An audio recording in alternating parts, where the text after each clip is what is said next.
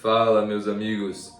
Hoje, então, eu tenho uma importante missão com vocês, que é passar, então, o estudo bíblico de Apocalipse, do livro de Apocalipse do apóstolo João.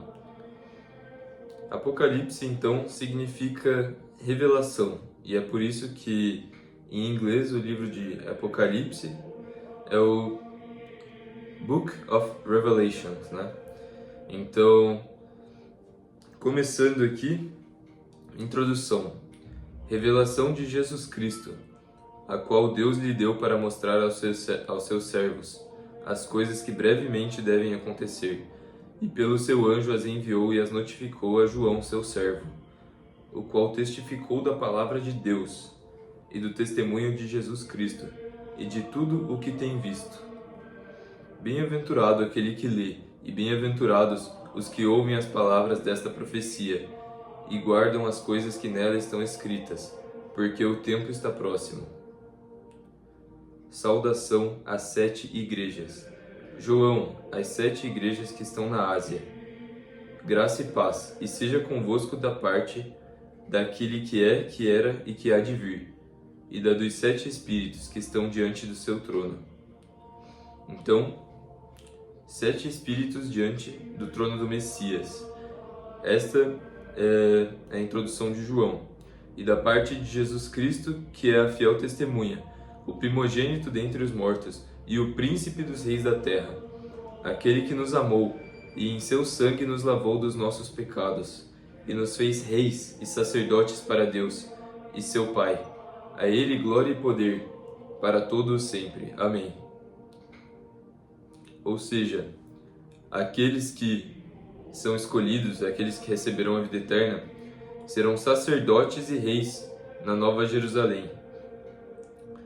Os planos de Deus para nós são magníficos, são coisas assim que nós não conseguimos nem imaginar.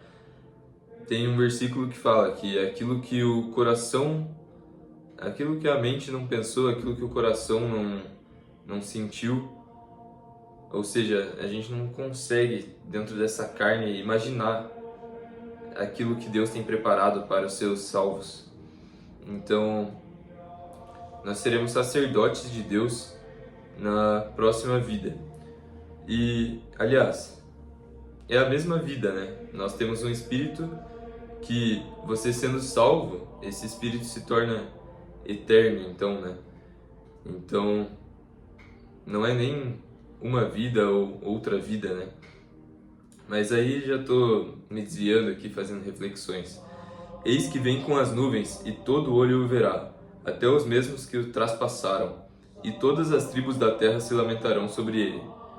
Sim, amém. Eu sou o Alfa e o Ômega, o princípio e o fim, diz o Senhor que é, que era e que há de vir, o Todo-Poderoso. A visão de Cristo. Eu, João, que também sou vosso irmão e companheiro na aflição, no reino e na perseverança de Jesus Cristo, estava na ilha chamada Patmos, por causa da palavra de Deus e pelo testemunho de Jesus Cristo. Eu fui arrebatado no Espírito no dia do Senhor, e ouvi detrás de mim uma grande voz, como de trombeta, que dizia: O que vês, escreve-o num livro, e envia-o às 7 igrejas que estão na Ásia: a Éfeso, a Esmirna, a Pérgamo, a Tiátira, a Sardes, a Filadélfia e a Laodiceia. E virei-me para ver quem falava comigo, e virando-me vi 7 castiçais de ouro, e no meio dos 7 castiçais um semelhante ao Filho do Homem, vestido até os pés, de uma roupa comprida e cingido pelos peitos, com um cinto de ouro. Então neste momento João estava tendo a visão de Jesus Cristo glorificado, em sua forma glorificada, e ele pode se apresentar de várias formas, né, dependendo do objetivo e do contexto da visão. Nesse caso, ele está revestido com uma forma de julgamento. Ele está revestido de poder para julgar as nações, porque é assim que o Filho do Homem virá nas nuvens.